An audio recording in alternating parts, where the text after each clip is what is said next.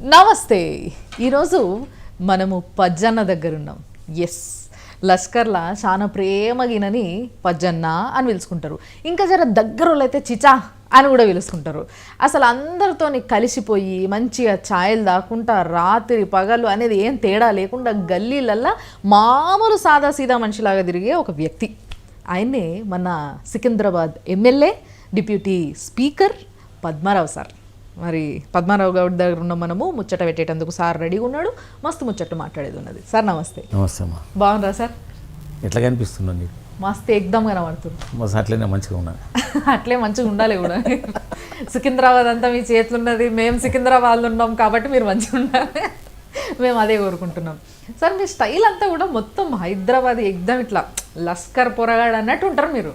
అంటే పుట్టింది old word Lashkar అంటారు. సికింద్రాబాద్కు హైదరాబాద్కు కొద్దిగా డిఫరెంట్ ఉంటుంది కల్చర్. అది స్వచ్ఛమైన సికింద్రాబాద్ కల్చర్, అంటే హైదరాబాద్ కల్చర్ అన్నట్టు. ఇక కానీ కొంచెం మీ స్టైల్ చూస్తే ఈ హెయిర్ స్టైల్, అసలు ఫస్ట్ హెయిర్ స్టైల్ ఏమో సార్, ఇది నా పర్సనల్ క్వశ్చన్, మీరు ఏమనుకోవద్దు. మీకు ఇంత జుట్టు ఎట్లా అవుతుంది ఇంత ఏజ్ లో కూడా? సగం లేదు, ఇంకా తగ్గిపోయింది. ఇంకా ఇదే మస్తు ఉన్నది సార్, ఒత్తుగా. ఇది ఒత్తుగా అంటే ఇట్లా లేదు. ఇప్పుడు మీ హెయిర్స్ ఎట్లనే నా ఈడ ఉంటుండే, లేలే ఈడ ఉంటుండే ఇట్లా. అప్పట్లో ఇప్పి కటింగ్ అంటుండే కదా, నాకు ఈ భుజాలు మేము అంటుండే. ఎట్లా మెయింటైన్ చేస్తారు మీరు? ఇట్లా ఏం మెయింటైన్ చేయాలి, ఉన్న జుట్టు పోయిందని బాధపడుతున్నా.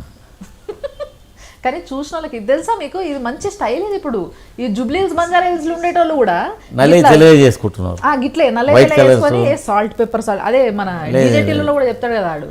నాకు ఆర్టిఫిషియల్ ఏది నచ్చదు, అంత ఒరిజినల్ చేస్తా. నేనే కాదు, మా కుటుంబం కూడా అట్లనే మెయింటైన్ చేస్తాము. మా పెద్దవాళ్ళ అలవాటు మాకు పడ్డాయి, మా అలవాటు మా పిల్లలకు పడ్డాయి, ఇక వాళ్ళ పిల్లలకు అదే అలవాటు ఉంది. నా మన్మరాలు ఇలా ఉంటారు కదా, కొద్దిగా హైదరాబాద్ కల్చర్ తగ్గట్టే ఉంటాం. పీజేఆర్ గారికి మీకు ఉన్న సంబంధం ఏంటి సార్? అంటే ఆయన మీ గురువు అంటారు, అవునా? గురువు అని కాదు, అప్పట్లో ఆయన మంచి మాస్ లీడర్ ఉండే. నేను ఇక్కడ నా ఎంబడి బాగా గురువు. నేను టీ దానికి పోతే 50 మంది పోతుంటే మేము. ఇప్పుడు గ్రీన్ హోటల్ అనేది మన ఓల్డ్ జైల్ దగ్గర ఉంటుండే. అంటే గ్రూప్ మెయింటెనెన్స్ నాకు చిన్నప్పటి నుంచే. ఇక మా ఫాదర్ ఎక్స్పైర్డ్, నేను చిన్న ఉన్నప్పుడు ఎక్స్పైర్డ్ అయ్యిండు. మా మమ్మీకి కొద్దిగా ఆమెకు సపోర్టివ్గా వెళ్ళినప్పుడు ఏమైందంటే కొద్దిగా మొండిగా తెగేసి బతకాలన్నట్టు. అంటే అట్లా అయితేనే ఈ ఫ్యామిలీని మెయింటైన్ చేయ. తెగేసి అంటే ఏమైనా వాడినో ఎన్నో తన్ని గుద్ది అది అని కాదు, కొద్దిగా మొండి మంచి చేస్తా అంటే కంపల్సరీ చేస్తా అంతే. ఇక అది నష్టమైన నాకే అవుతుంది, బెనిఫిట్ అయిన నాకే అవుతాయి అని డిసైడ్ అయ్యి చేస్తా. అట్లా ఉంటుండే. గ్రూప్ మెయింటెనెన్స్ బాగుంటుండే నా ఎంబడి ఉంటే. అవన్నీ చూసేసి ఆయన కూడా మంచి మాస్ లీడర్ ఉండే. చూసేసి ఇక ఇద్దరం బాగా అంటే బాగా దగ్గరగా ఉంటుంటివి. ఎక్కడైనా డిస్ట్రిక్ట్స్ వైజాగ్ విజయనగరం అది ఇది పోయినా కానీ ఒకటే మంచం మీద వండుకుంటుంటివి. పాపం ఆయన చనిపోయాడు. నేను 3-4 గంటల దాకా నాకు నిద్ర పట్టకపోతుండే. ఆయన తొందరగా వంటుండే, టైర్డ్ అయిపోయేసి. పొద్దున్న నాకు టీ తెప్పించి పజలు లోతా మీరు చాయ్ తెచ్చిండ్రు లో అని లేపుతుండే. ఓ తమ్ముని చూసుకున్నట్టే చూసుకుంటుండే. నేను కూడా సేమ్ కమిట్మెంట్ తోటి ఆయన అన్న అంటే అన్న లెక్కనే భావిస్తుంటే మంచికి చెడ్డకంతా అన్న తమ్ముళ్ళ సంబంధంలో అట్లా ఉన్నింటిం కాబట్టి బాగా దగ్గర అయినాం అట్లా. మీకు 2001లో కాంగ్రెస్ వాళ్ళు మీకు టికెట్ ఇవ్వలేదని మీరు టీఆర్ఎస్లో చేరినరు అని అంటారు, అవునా? లేదు నాకు యాక్చువల్ 86లో అప్పుడు మా టీఆర్ఎస్ పార్టీ లేదు, కాంగ్రెస్లో ఉన్నది. 86లో నేను కాంగ్రెస్ పార్టీ నుంచే కార్పొరేటర్ అయిన ఇక్కడ. ఓకే. నా మాస్ ఫాలోయింగ్ చూస్తే నన్ను వద్దని చెప్పిన. ఈ పాలిటిక్స్ అంటే నేను కొద్దిగా బాగా తిట్టేవాడిని అప్పట్లో. నాకు కొద్దిగా ఈ కల్చర్ నచ్చకపోతుండే, పొలిటికల్ కల్చర్. అమ్మో బాగా తిడుతుండే. మరి ఇప్పుడు ఎట్లా నచ్చుతుంది సార్? అంటే ఆ టైంలో నా కంటికి కనిపించేటి అన్నీ అట్లనే కనిపిస్తూ ఉండే. అయినాక సరే మనకు నచ్చదు, మనం మంచిగా ఉండాలంటే మనం వాళ్ళ ఇన్వాల్వ్మెంట్ అయితే కదా అన్నట్టు పీజేఆర్ వద్దు అని అవాయిడ్ చేస్తే ఈయనక మొండికేసి. అప్పుడు ఎన్టీ రామారావు ముఖ్యమంత్రి ఉన్నాడు. ఆయన ఏది చెప్తే అదే వేదం లెక్క జనాలు ఆయన నమ్ముతుండేది. ఆ టైంలో నన్ను ఇక్కడ మోండా డివిజన్ కార్పొరేటర్గా నిలబెట్టారు. 2000 మెజార్టీ తోటి గెలిచిన. రామారావు గారు అప్పుడు ఆల్ఫా హోటల్ దగ్గర ఒక మీటింగ్, మోండా చౌరస్తా దగ్గర ఒక మీటింగ్, పర్సనల్ ఆయన ముఖ్యమంత్రిగా ఉండి. అంటే రామారావు ఎట్లుంటున్నారో మీకు కూడా అది మళ్ళీ గాస్మండి చౌరస్తా దగ్గర ఒక మీటింగ్. అందరు నన్ను ఎన్టీఆర్ గారు వస్తున్నారు, ఈయన ఎక్కడో గాడుపు కొట్టుకుపోతున్నారు అని అన్నారు నన్ను. కానీ మీరు కూడా నేను 2000 తోడు గెలిచిన ఆ టైంలో అంత వేవ్లో అది టీడీపీ మీద. సో అక్కడ కాంగ్రెస్ నుంచి మొదలైంది, కానీ మీరు మళ్ళీ టీఆర్ఎస్కి రావడం 86లో మున్సిపల్ ఎలక్షన్ కాగానే నన్ను ఏం చేశారు, ఇమీడియట్గా 14th ఫిబ్రవరికి ఎలక్షన్లు అయినాయి.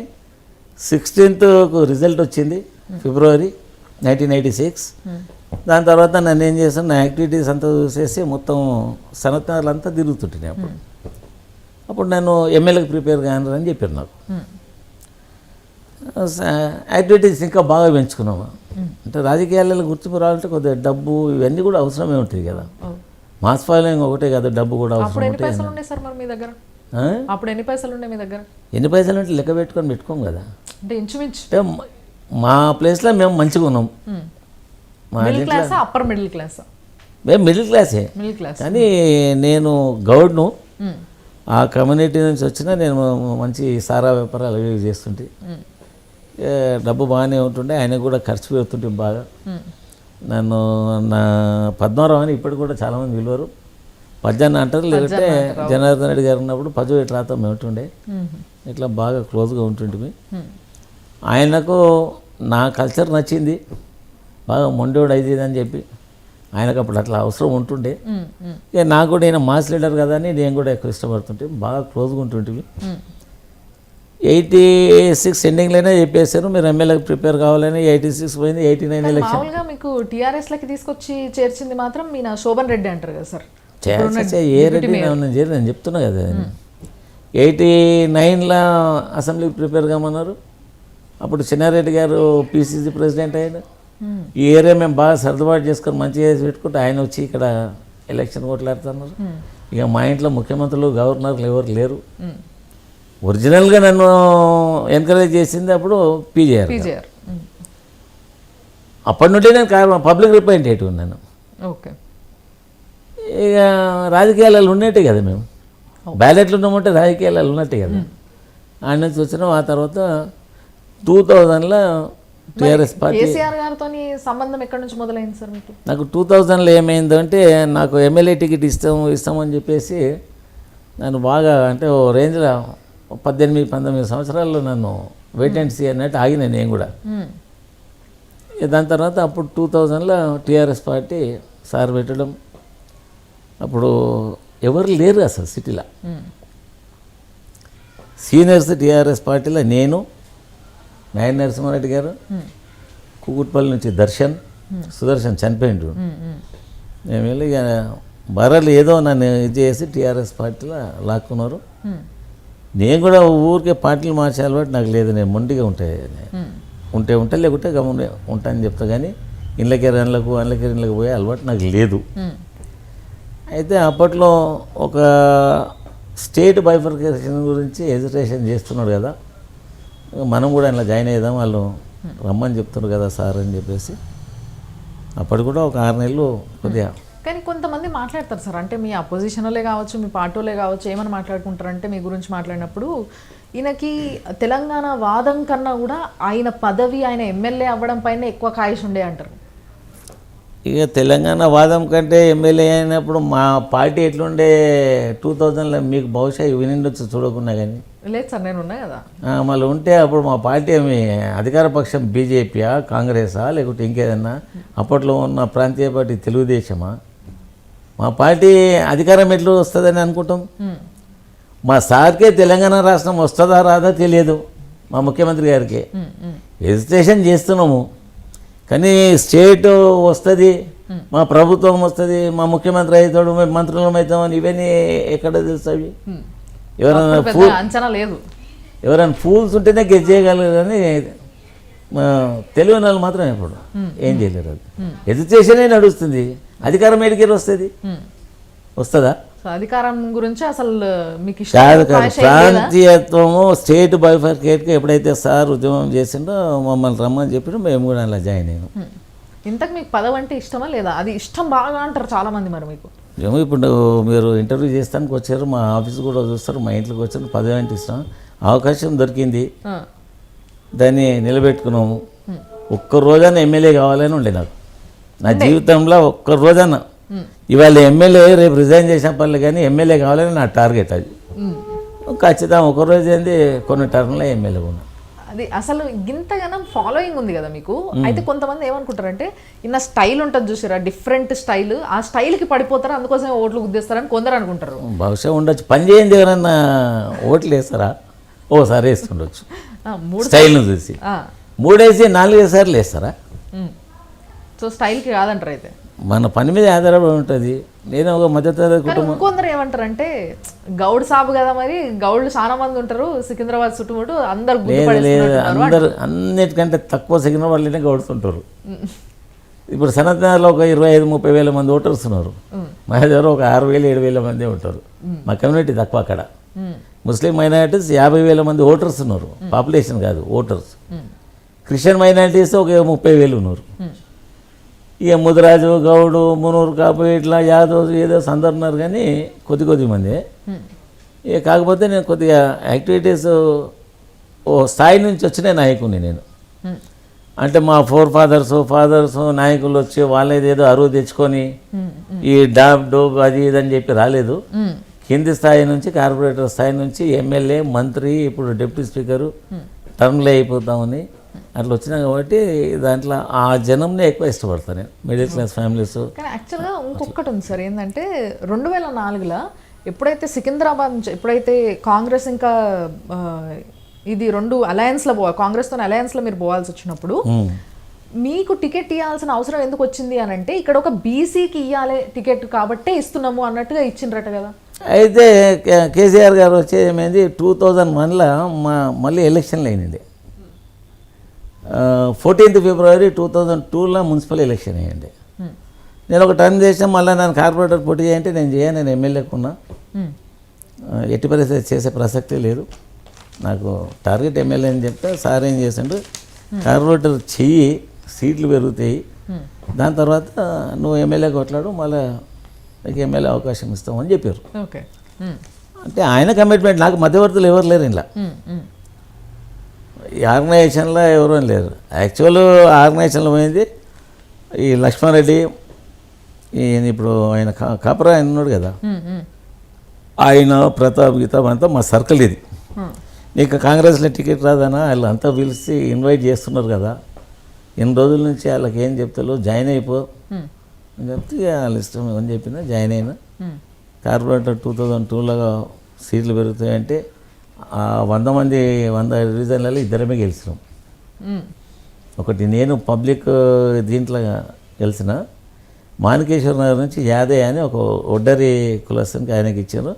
అప్పుడు ఓన్లీ మాణికేశ్వర నగరే ఆ డివిజన్, మున్సిపల్ డివిజన్ అనమాట. మొత్తం బస్తీ అంతా ఒడ్డరు వాళ్ళు ఉండేది. వాళ్ళ కమ్యూనిటీ నుంచి ఒకరిని గెలిపించుకున్నారు. ఇక్కడ నేను ఇద్దరమే గెలిచిన. మీరు అదృష్టంని నమ్ముతారా, మీరు లక్ అనేది నమ్ముతారా? అదృష్టం అంటే మనం కష్టపడి మనం కృషి పైన అదృష్టం ఆధారపడి ఉంటుంది. గాడిలో దీపం పెట్టేసి దేవుడా అంటే ఉంటుందా? ఎక్కువ గాడిపు వచ్చిందంటే ఆరిపోతుంది, దానికి అది అడ్డు పెడితే దీపం వెలుగుతుంది. అంటే కొంతమంది మీ పార్టీ వాళ్ళే అనుకుంటారు, అరే పద్మారావుది మాత్రం నిజంగా ప్యూర్ లక్ అబ్బాయిన, పార్టీ కోసం ఏం చేసినా చేయకున్నా కూడా. ఎవరంటారు పార్టీ పూర్తి? మేము ఫస్ట్ ఫౌండర్స్ అంటున్నాం కదా. అదే తర్వాత పార్టీ కోసం నేను నాయన నరసింహారెడ్డి ఇద్దరమే అప్పుడు హైదరాబాద్ సిటీలో, ఇద్దరము 4లో ఇద్దరమే ఎమ్మెల్యేలు అయినాం. మళ్ళా దాని తర్వాత నేను ఒక్కరినే ఎమ్మెల్యే అయినా, ఎంటర్ హైదరాబాద్ జిల్లాలో ఒక్కరినే ఎమ్మెల్యే నేను.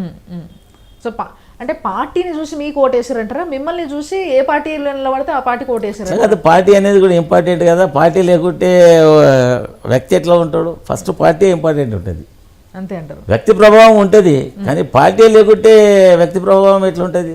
ఎంత గొప్పలైనా కానీ ఇప్పుడు ఇండిపెండెంట్ నిలబడతారు, గెలుస్తారు వాళ్ళు. ఏదో పొలిటికల్ ఆర్గనైజేషన్ స్టాంప్ ఉండాలి, ఆ జెండా ఉండాలి తప్ప ఎవరు ఇండివిజువల్తో ఏముండదు. పార్టీ మెయిన్గా మాత్రం పార్టీ. ఇప్పుడు ఇన్ని సంవత్సరాల నుంచి గెలిచిండ్రు, మంచిగా ఫుల్ పేరు పైసా అన్ని సంపాదించుకున్న తర్వాత, పైసా సంపాదించలేదు మళ్ళీ నువ్వు ఎక్కడన్నా నన్ను క్రాస్లో తీసుకుపోతాం మనం. అంటే ఎమ్మెల్యే అయిన తర్వాత పైసలు బాగా సంపాదించేటోళ్ళనే చూస్తాం. ఏమో అది బహుశా నీకు తెలిసి ఉండొచ్చు, నీకు తెలిసిన ఫిలాసఫీ అదే ఉండొచ్చు, ఇంకెవరైనా చేస్తే అట్లనే చేస్తుండొచ్చు. కానీ కాదు సార్, మీరు చెప్పుండ్రి 1986లో కదా మీరు ఫస్ట్ కార్పొరేటర్ అయింది.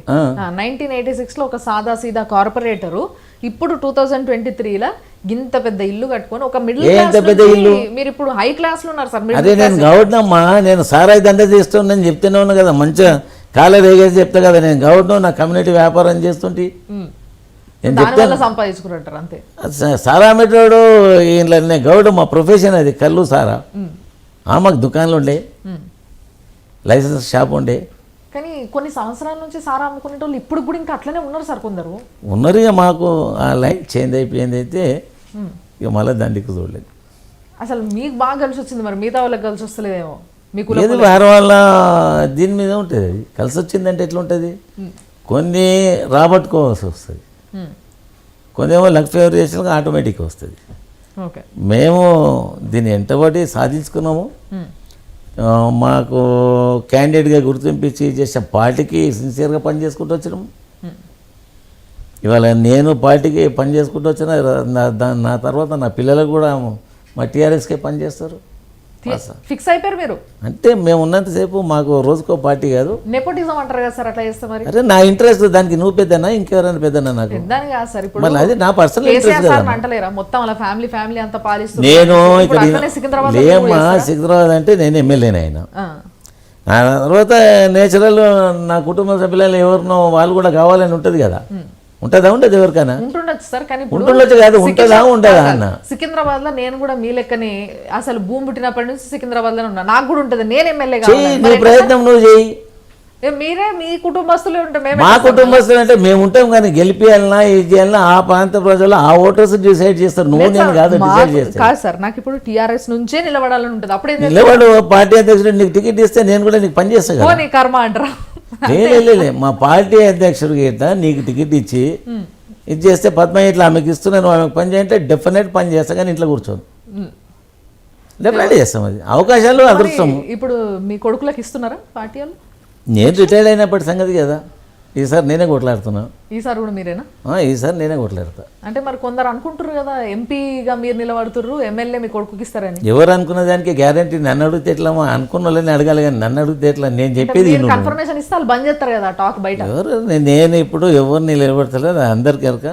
ఈ టర్మ్ ఎలక్షన్ నేనే నిలబడతా, దాని తర్వాత కావాలి ఆలోచిస్తాను. తర్వాత చూద్దామంటారా? నా ఓపిక ఉంటుందా ఉండదా, లేకుంటే నాకు వారసులు కూడా ఉన్నారు. పార్టీ హైకమాండ్ పోయి అడుగుతా, నాకు అవకాశం ఇచ్చారు. తర్వాత మేము మంచిగానే పని చేసుకుంటూ ఉన్నాం కదా సిన్సియర్గా మేము వెంబడి.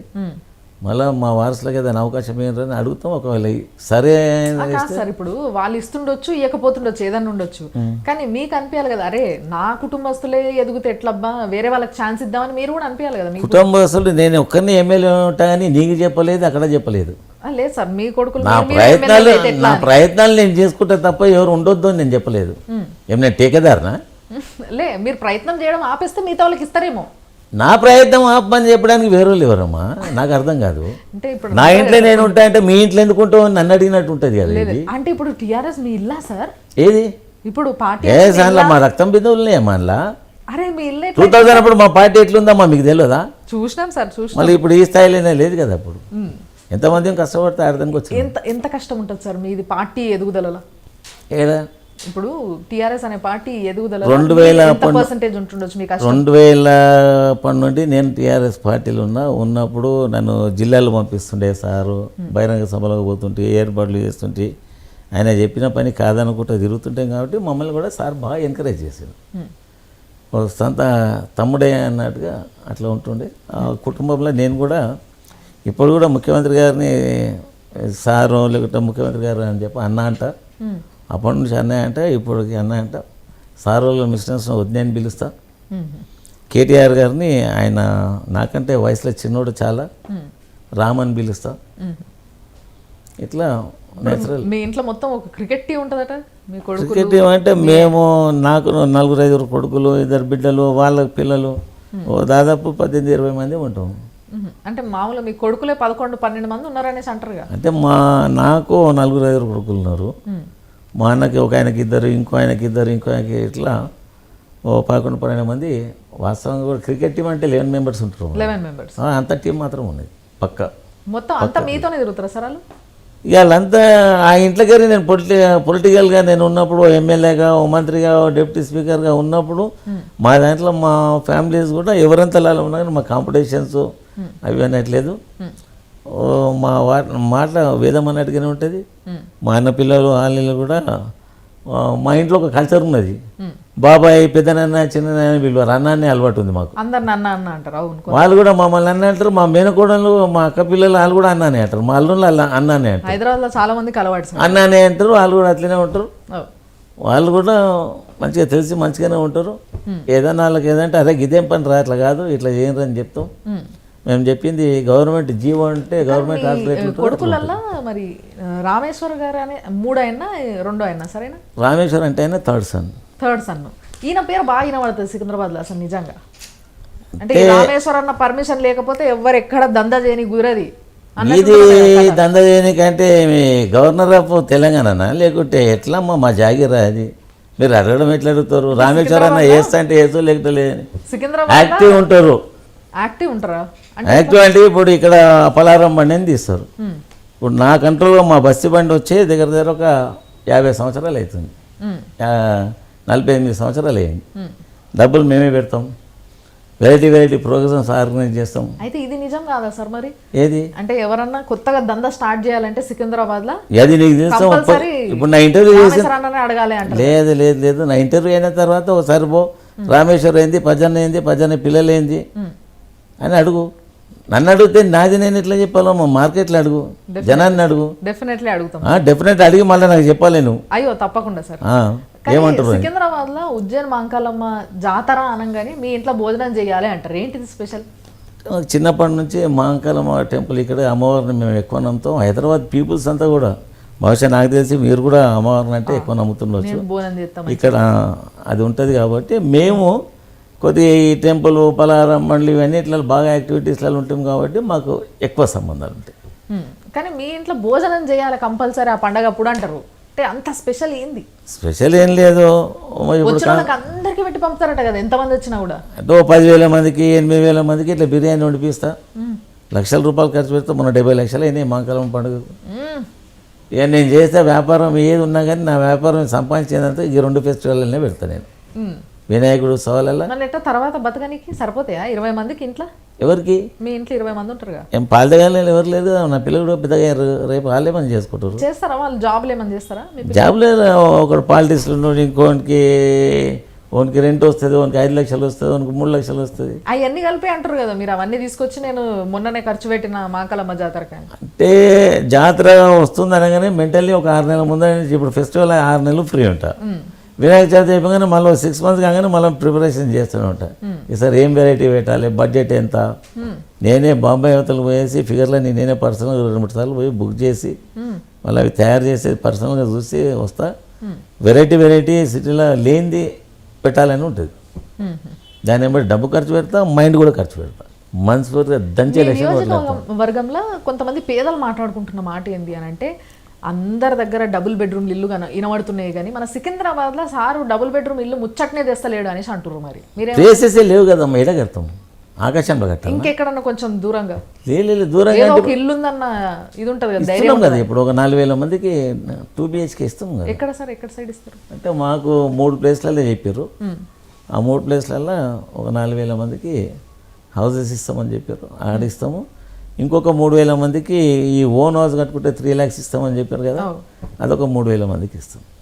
ఎప్పటి వరకు అయితే అంటారు మరి? ఇది ఇప్పుడు ఆల్రెడీ 9 సంవత్సరాలు 10 సంవత్సరాల దగ్గర పడే. ఏది మీరు వచ్చి అధికారంలోకి? నువ్వు పుట్టగానే ఇంటర్వ్యూ చేసావా? మనం పుట్టంగానే ఇక్కడ సార్ నేనే అనగానే నన్ను కుదిరితే దానికి ప్లేసెస్ కావాలి, కన్స్ట్రక్షన్ కావాలి, బడ్జెట్స్ కావాలి.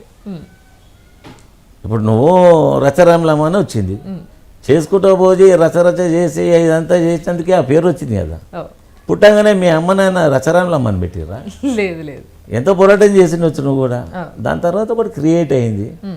అట్లా రాబోయే రోజులలో ఇలా లేకుంటే ఇంకో సబ్స్టిట్యూట్గా వేరే జాలిస్తాం. కానీ ఇట్లాంటి కొన్ని పెండింగ్ పనుల వల్ల హౌసింగ్ది మాత్రం ఈసారి బీఆర్ఎస్ కి జర్ర బ్యాక్ డ్రాప్ నడుస్తుంది అనేసి మాట్లాడుకుంటారు పబ్లిక్. మీరేమంటారు? ఎవరు పబ్లిక్? మీరేమంటారంటే లాస్ట్ 10 సంవత్సరాలు ఉన్నట్టు లేదు కథ అనేసి. లేమ్మా, మీరేమనుకుంటారు అంటే నీది ఇంత మంచిగా ఇంటర్వ్యూ చేస్తామో అని అనుకున్నా కానీ నీకు ఇంటర్వ్యూ చేయనీకి వస్తలేదేమో. నా ఇల్లు నేను బాగుందని చెప్పుకుంటున్నా, నా ఇల్లు బాగాలేదు పక్కిల్లు బాగుందని చెప్తానా? పక్కిళ్ళు బాగుందని నేను అడగలేదు సార్. మళ్ళీ మాది పార్టీ బాగానే ఉంది, గవర్నమెంట్ మాదే ఇప్పుడు వస్తుంది. నేనేం అడుగుతున్నా అంటే సార్ మీ ఇల్లు లాస్ట్ 10 సంవత్సరాలలో మస్తు మెరిసింది సార్, ఈసారి జర పెయింట్లు తక్కువైనా మరి పెయింట్లు వేయాలి కదా అని అంటున్నా. పెయింట్ వేసుకొని పెట్టుకుంటాం కదా. అంటే ఆ పైన లోపల అతుకులు కూడా ఏమైనా అతికిస్తారా అని. లేదు ఏం లేదు, జనం కూడా ఇప్పుడు మా పక్షాన్నే ఉన్నారు. చాలా రాజకీయ పార్టీలు కనిపిస్తా ఉన్నాయి, అట్లా ఇట్లా అన్నారు. ప్రతి ఎలక్షన్ వచ్చే ముందు ఒక 3 నెలలు 6 నెలల ముందు ఈ గోల ఎలక్షన్ గోల్ ఇట్లనే ఉంటుంది. ఓ 10 సంవత్సరాలు మేము అలాంటినే ఉన్నారు, మేము చేసుకుంటూ వచ్చినాం. ఈసారి కూడా మా ప్రభుత్వం వస్తే మళ్ళీ కేసీఆర్ గారే ముఖ్యమంత్రిగా మళ్ళీ ఆయన్నే ఉంటాడు. సో మరి ఈసారి ఫిక్స్ అయినరు బాగానే ఉంది, కానీ కొన్ని సర్వేలు చెప్తున్న మాట ప్రకారం అయితే హంగ్ వస్తుంది అంటున్నారు. అదేం అవకాశమే లేదంటారా? అది వచ్చినప్పుడు కదా, అది వచ్చినప్పుడు పక్కగా గ్యారెంటీగా మా పార్టీ రూల్ చేస్తుందని చెప్తున్నా. హంగ్ వస్తుందంటే వచ్చినప్పుడు కదా అది. నేను ఇంత గ్యారెంటీగా చెప్తున్నా, మా ప్రభుత్వం ఏం చెప్తా ఉన్నా. అయితే మీరు తలసాని శ్రీనివాస్ యాదవ్ గారు ఇద్దరికి మంచి అండర్స్టాండింగ్ ఉంది అని అంటారు బేసిక్గా. దోస్తులేనా మీరు? ఆయన ఉండేది ఈ రోడ్డు పక్కకే, నేను ఉండేది గేణ్ణే.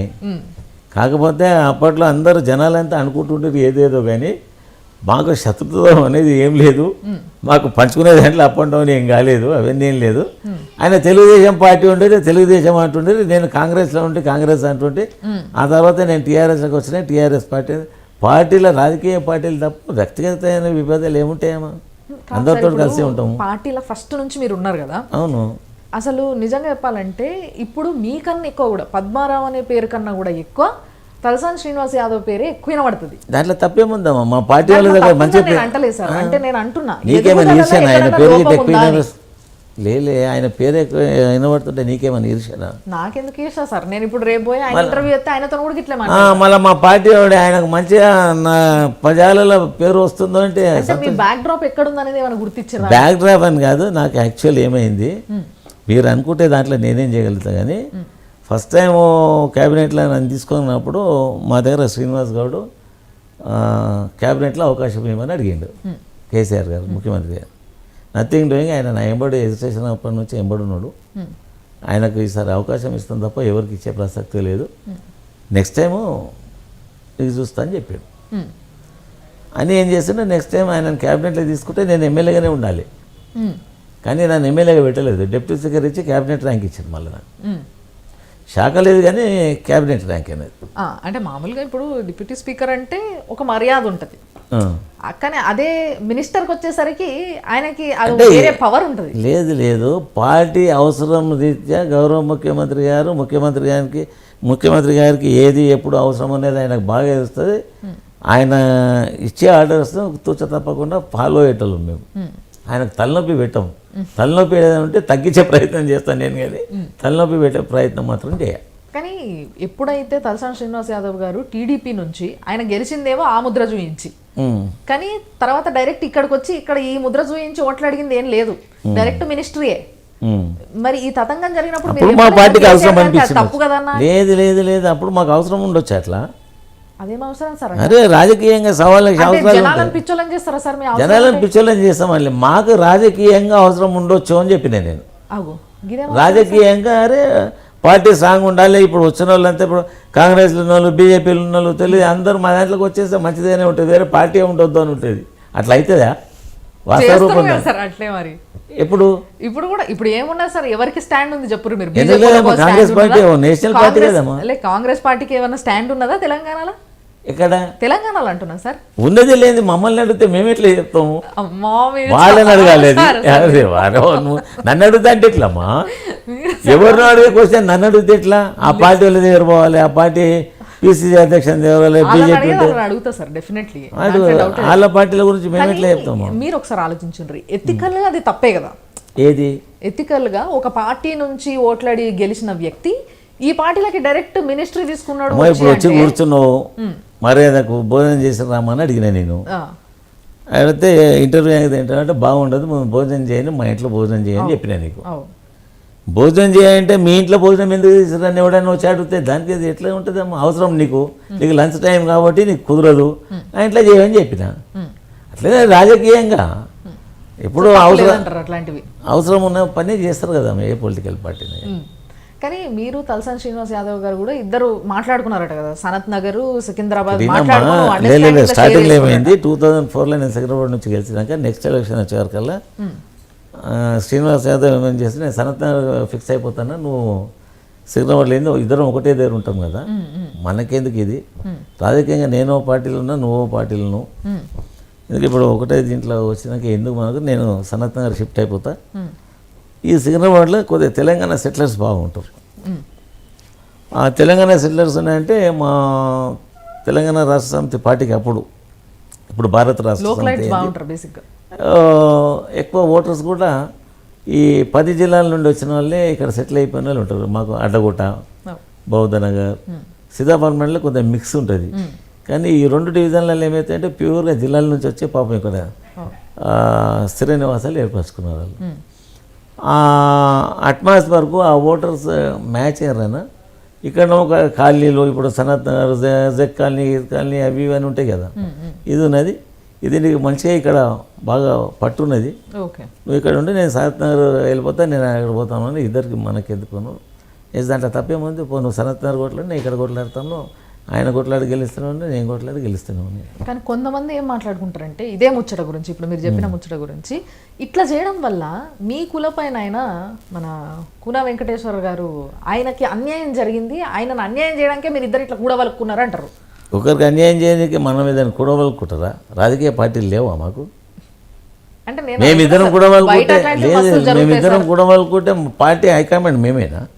మరి ఇప్పుడు మీరు మాట్లాడుకున్నారు కదా సార్, ఇప్పుడు మీరే చెప్తిరి మా ఇంట్రెస్ట్ మా ఇంట్రెస్ట్ చూసుకున్నామని. ఇక్కడ ఆయనకు డిఫరెంట్ పొలిటికల్ పార్టీలు ఉండే, నేను ఒక డిఫరెంట్ పొలిటికల్ పార్టీలు ఉన్నా, నేను అక్కడ ఉన్నా, ఆయన ఇక్కడ వచ్చినా, ఇప్పుడు అనుకోకుండా మేము ఇద్దరం ఒకటే పార్టీలు ఉన్నాము, ఇక పేచీలు లేకుండా ఉన్నది. అప్పుడు కూడా పేచీలు లేదు. రాజకీయంగా ఆయన తెలుగుదేశం ఉండే, నేను రాజకీయంగా అప్పట్లో కాంగ్రెస్ ఉండి మళ్ళీ 2000 నుంచి టీఆర్ఎస్ పార్టీలు ఉన్నా, పార్టీ స్టార్ట్ అయినప్పటి నుంచి.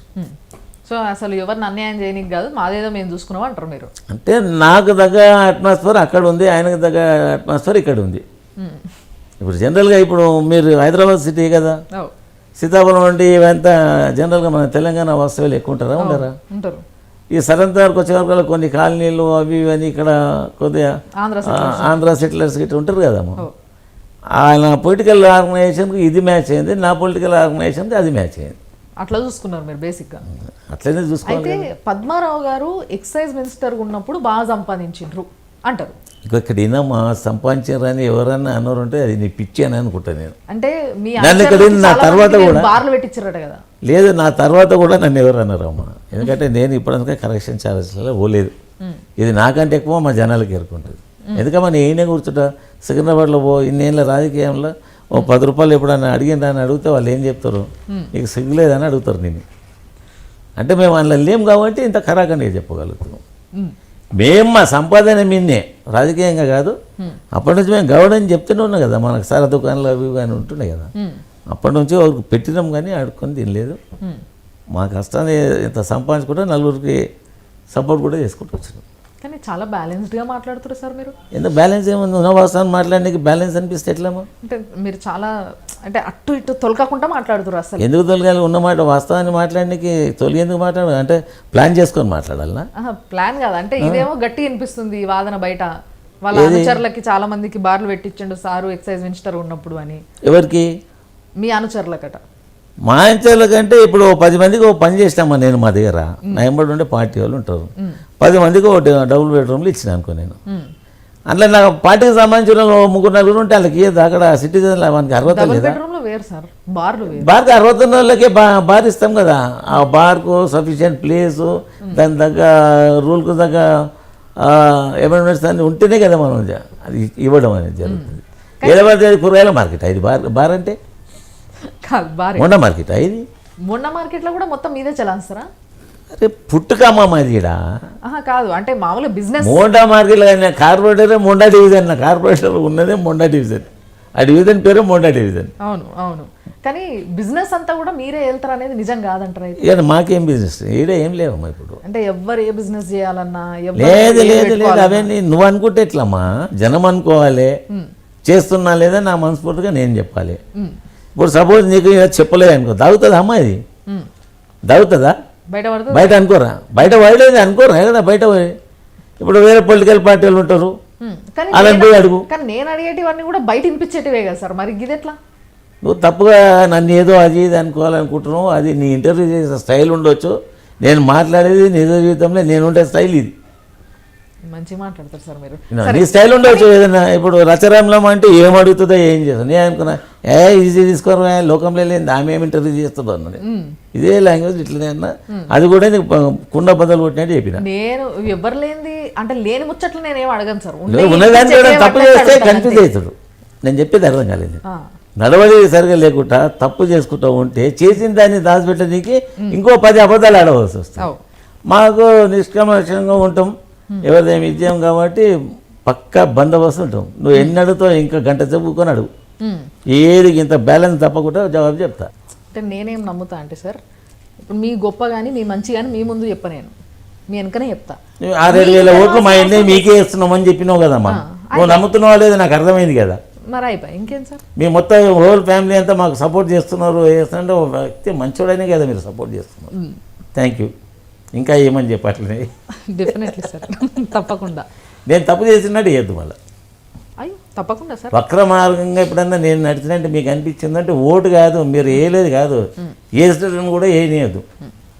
ఆయన ముందు బాగుండే ఇప్పుడు ఇట్లా తయారైపోయాడు, యూజర్స్లో మనం ఆయనకు సపోర్ట్ చేయొద్దు అని చెప్పాలి.